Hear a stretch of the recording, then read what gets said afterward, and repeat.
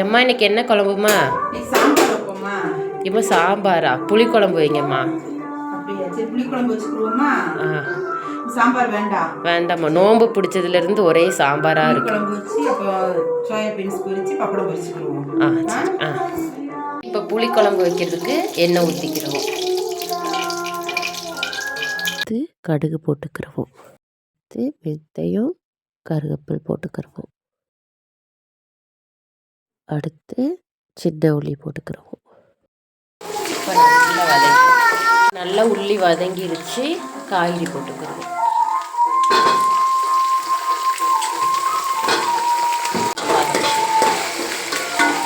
பச்சை மிளகா, தேங்காய், வெள்ளைப்பூடு, சின்ன உள்ளி இது அரைச்சிக்கிறணும் நல்லா பேஸ்ட் மாதிரி. அடுத்து வத்தப்பொடி போட்டுக்கிறணும்.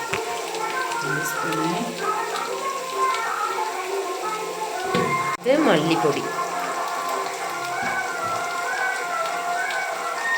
புளிக்குழம்பு பொடி பொடி நல்லா வதக்கிடுவோம். அரைச்சி வச்சது ஊற்றிக்கிறோம்.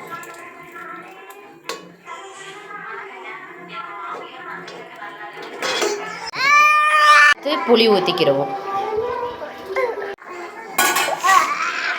குழம்பு ready ஆயிடுச்சாம்மா?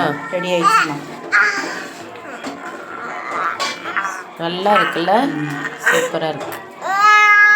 இறக்கிடுவோம்மா. சாப்பிடுவோமா?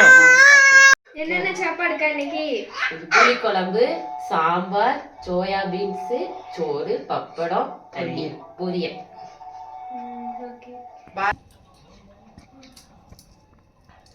Soya beans இருக்குல்லையாம்மா?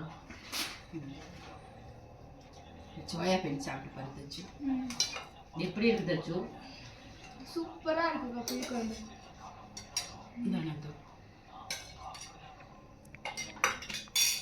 தச்சுக்கு soya beans சரி ஏன் கூடயும் சாப்பிடுன்னு நம்மளுக்கு ஒரு நாள் இந்த சோயா பீன்ஸ் ரெசிபி எப்போதுமே வீடியோல சூப்பரா இருக்கு. ஆமா.